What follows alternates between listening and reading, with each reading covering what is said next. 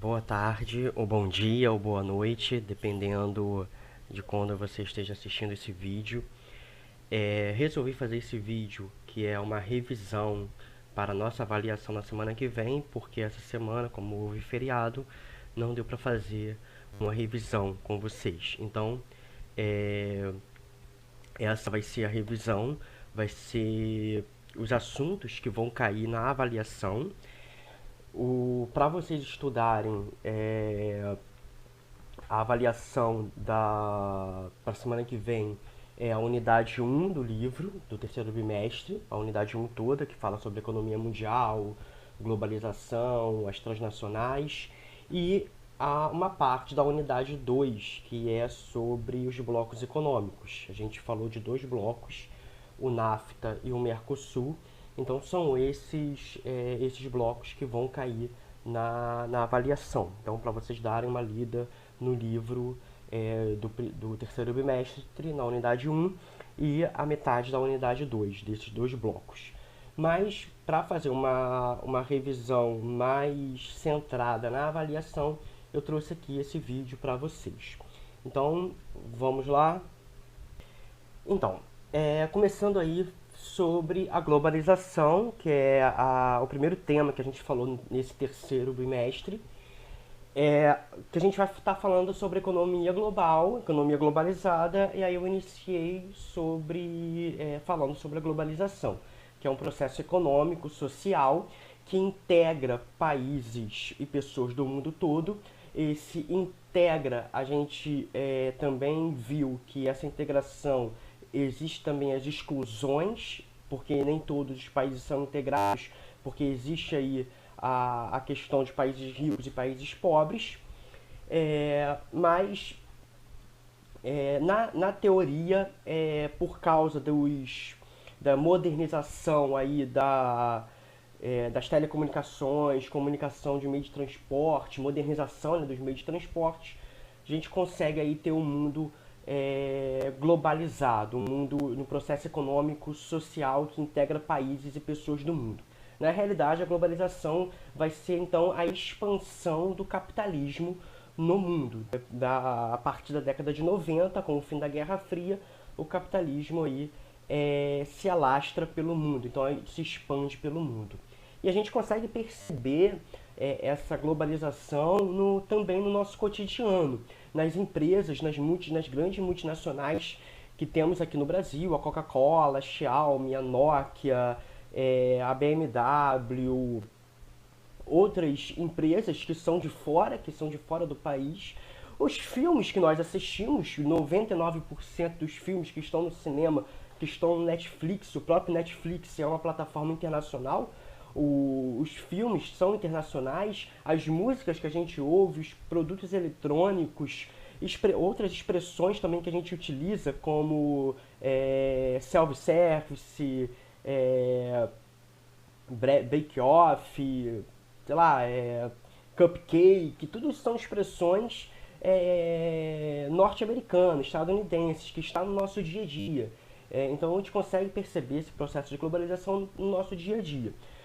Porém, também, como há essa globalização, como há esse processo econômico que integra a economia do mundo todo, as crises, quando uma crise pega um país, e principalmente quando é um país central para a economia, como os Estados Unidos, por exemplo, ou como até a China, quando tem uma crise grande nesse país, essa crise afeta o mundo todo. Então teve algumas crises, 2008, 2012, 2008 nos Estados Unidos, 2012 na Europa, que a crise, mesmo tendo começado em um local específico, afetou o mundo todo.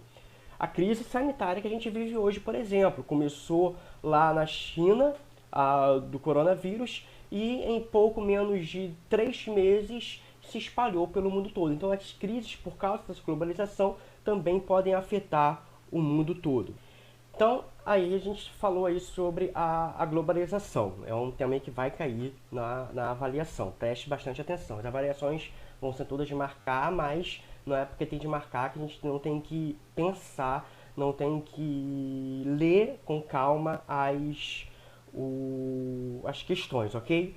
Voltando agora, falando ainda sobre a globalização, mas sobre as transnacionais, ou também chamado de multinacionais, que são quando a gente fala que o capitalismo se expandiu pelo mundo, essa expansão pelo mundo vai através dessas multinacionais, dessas empresas, que são empresas de vários ramos específicos, de carros, automóveis, eletrodomésticos, de alimentação, que possui uma matriz específica em algum país, e esses países são principalmente, né, os países desenvolvidos, os países com grande indústrias, grande desenvolvimento, principalmente desenvolvimento industrial, e essas empresas elas colocam filiais em diferentes partes do mundo.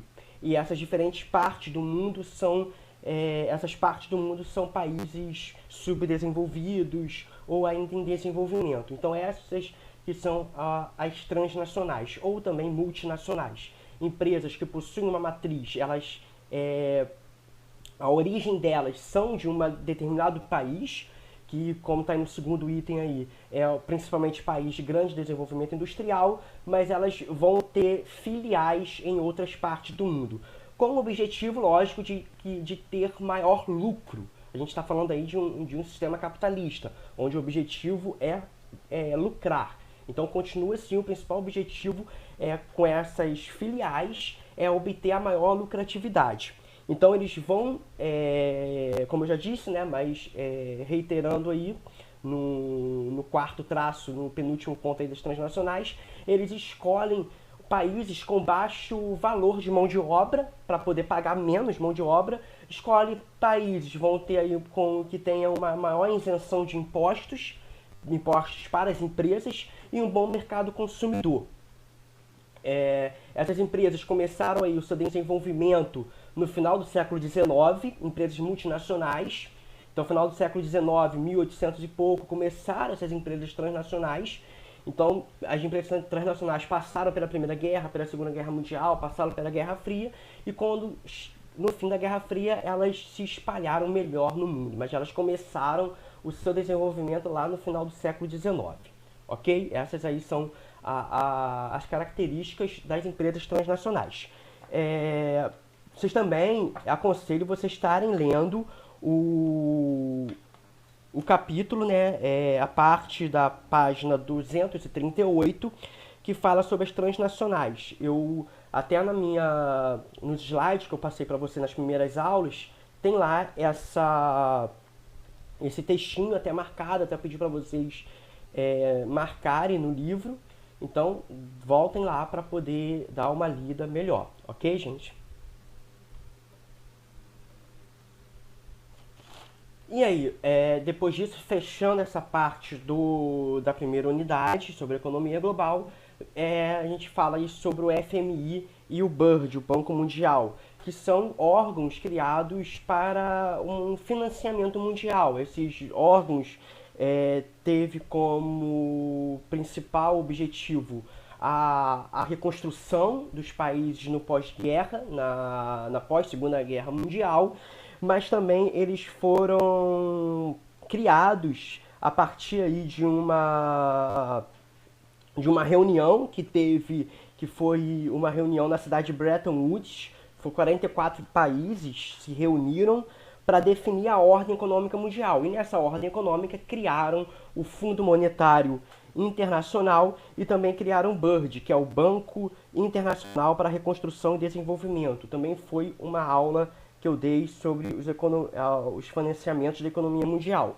Para vocês entenderem mais um pouco, eu aconselho também que vocês vão lá na página 242 e 243 para darem uma olhada nesses dois sistemas de financiamento, o FMI e o BIRD, também chamado de Banco Mundial. Mas esses dois foram os órgãos criados aí na pós-Segunda Guerra Mundial. Então, isso aqui, gente, que eu estou falando é só uma revisão. É lógico que vocês também têm que ir no livro de vocês ou nos slides que eu passei no caderno de vocês e estudarem por lá. mas o foco principal que eu estou falando é aqui. São esses tópicos que eu estou colocando aqui para vocês se centrarem mais se focarem mais para os estudos, para vocês estudarem para a avaliação, ok? Então, gente, agora a gente começa já a falar sobre a unidade 2, que aí são esses dois tópicos, o NAFTA e o Mercosul, que a unidade 2 do livro do terceiro bimestre é chamado os blocos econômicos. Então, além desse, eu ainda vou falar de mais um ou dois blocos econômicos, mas aí só depois da avaliação. Então, esses dois blocos que a gente falou antes da avaliação que vai cair, que é o NAFTA, que é um bloco econômico, que é uma sigla em inglês que significa Tratado Norte-Americano de Livre Comércio. Só para deixar registrado, está na página 245. Então, o NAFTA é um tipo de bloco econômico formado aí pelos Estados Unidos, Canadá e México. Esse bloco econômico foi formado, além de outros objetivos, mas de tentar competir com a União Europeia.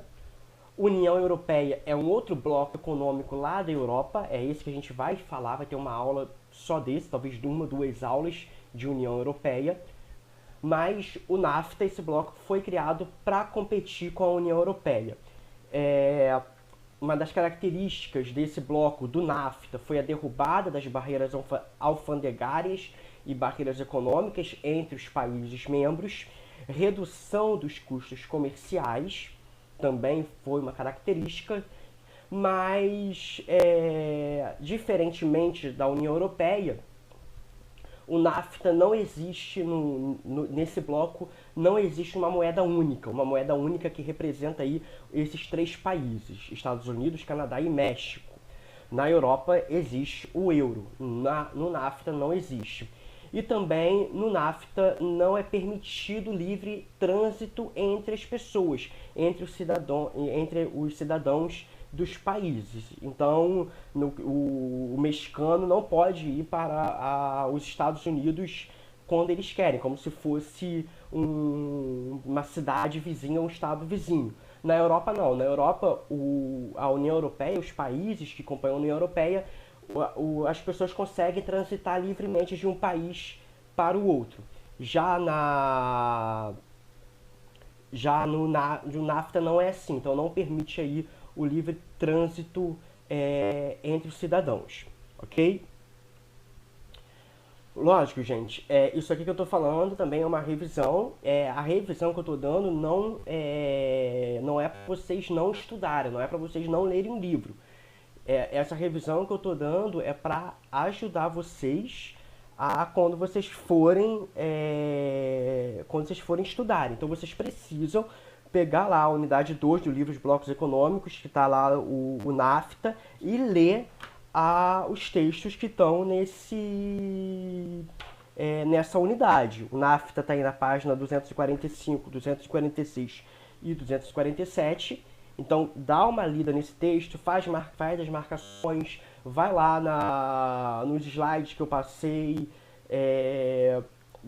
que eu falei para vocês escreverem no caderno. Ainda estou esperando lá quem não me entregou o caderno no Classroom. Então é para vocês também estarem lendo, também é para vocês estudarem. Isso aqui é para guiar vocês, para dar um guia aí, para ajudar vocês na revisão, ok? Continuando aí no NAFTA, existem algumas críticas negativas e positivas que foram feitas para esse bloco. Aí eu coloquei aí as críticas dos três países. Os Estados Unidos, por exemplo, Estados Unidos com esse bloco econômico, com essa derrubada de barreiras alfandegárias, econômicas, de empresas dos próprios Estados Unidos saírem do território dos Estados Unidos e irem para o México, aí está uma crítica negativa. Houve migração, a saída de muitas fábricas para outros países, ou para o Canadá ou para o México. Ou seja, houve fábricas fechando nos Estados Unidos, postos de empregos fechando, pessoas ficando desempregadas nos Estados Unidos. Essa é uma crítica. O Canadá, a crítica que tem no Canadá é que por causa desse bloco, o Canadá vai ter uma maior dependência com os Estados Unidos. O Canadá, passou a ter uma dependência maior aos Estados Unidos. O Canadá é um país rico, um país desenvolvido, que poderia alçar voos muito mais altos em questões econômicas, mas ele tem essa dependência aos Estados Unidos. E o México tem aí lógico, vai ter umas críticas tanto negativas quanto positivas, mas aí eu coloquei uma crítica positiva, é que como muitas fábricas estão na fronteira do México, e algumas até estão dentro do México, vai existir uma maior oferta de emprego, maior oferta de postos de trabalhos no México, principalmente por causa dessas empresas maquiladoras, que são empresas aí que ficam que estão na fronteira do México com os Estados Unidos. São empresas, assim, fábricas que são produzidas, né, usam mão de obras mexicanas. Por isso que tem uma maior oferta de emprego. Então esse aí é um ponto do NAFTA. Mas, como eu disse, dei uma lida na parte do livro de vocês que fala sobre esse assunto. Ok, gente? Bom, e para terminar essa revisão, chegou aí o Mercosul, que foi o último bloco econômico que a gente viu na semana passada. O Mercosul também é um bloco econômico de livre comércio e serviços, Só um instantinho. Então, voltando aí, é um bloco econômico de livre comércio e serviços. O bloco econômico, ele, apesar de ter esse nome começado aí em 1991, ele começou a ser pensado em criar esse bloco, começou a ser pensado na década de 80, em 1985. Então, quase 7 anos antes, esse bloco começou a ser projetado, começou a ser pensado. E ele foi pensado durante uma declaração chamada Declaração de Foz do Iguaçu, uma declaração binacional, que foi aí uma declaração entre dois países, Brasil e Argentina. Então, durante essa declaração, ele começou a ser projetado, começou a ser cogitado em se ter um bloco econômico da América do Sul. Esse bloco econômico começou aí em 1991, no tratado assinado em Assunção. Gente, isso aqui é importante agora que vocês escutem, porque houve uma falha minha quando dei a última aula sobre o Mercosul. Eu acho que até eu anotei, se vocês escreveram aí no livro de vocês, consertem, por favor. Cheio de coisa na minha cabeça, eu não me atentei para isso. O tratado foi assinado no Paraguai. O Assunção é a capital do Paraguai. Então, se eu me lembro, que eu tinha falado que era no Uruguai. Não é Uruguai, gente. Se atentem nisso. Corrijam aí se tiver no livro de vocês, deve ter também um erro, ou no caderno de vocês que vocês copiaram. O tratado de Assunção foi no Paraguai, porque pode confundir Paraguai com Uruguai, mas foi no Paraguai, ok?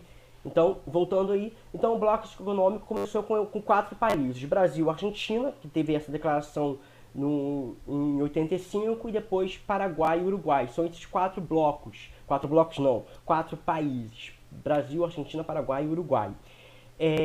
Também, se a gente for observar a composição econômica de cada país, ou seja, o PIB, o Produto Interno Bruto, a riqueza de cada país, vamos perceber que essa composição econômica é bastante heterogênea, ou seja, não é uma igualdade de produto, de riqueza desses 4 países.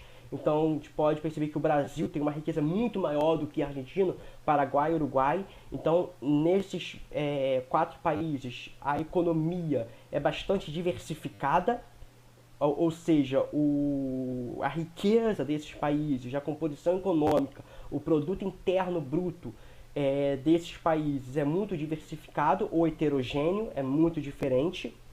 Ou característica aí do Mercosul também, ele é o maior produtor e exportador de soja. Assim como o NAFTA, também não possui uma moeda única.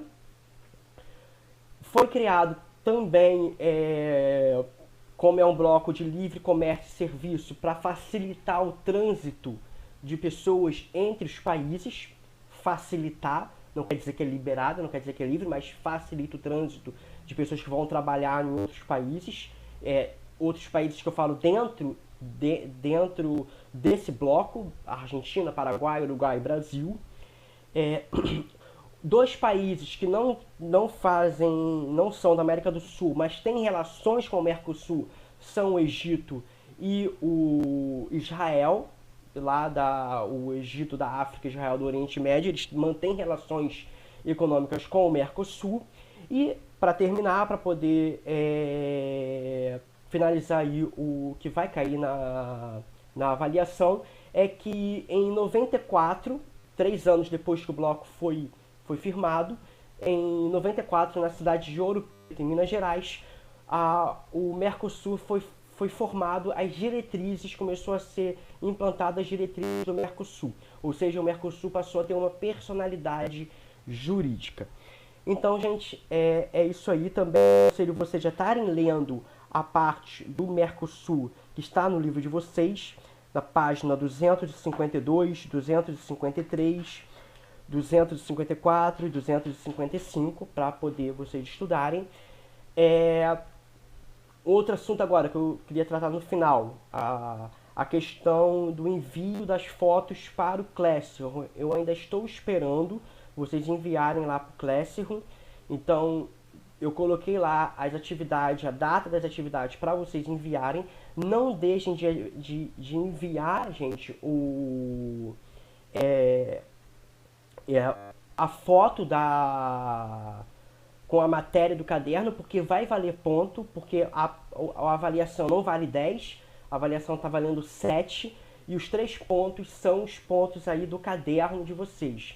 Então não deixem de enviar o caderno. Vocês têm até o dia 30 de setembro, até o final de setembro, para enviar as fotos do caderno, ok, gente? Então, vou ficando por aqui.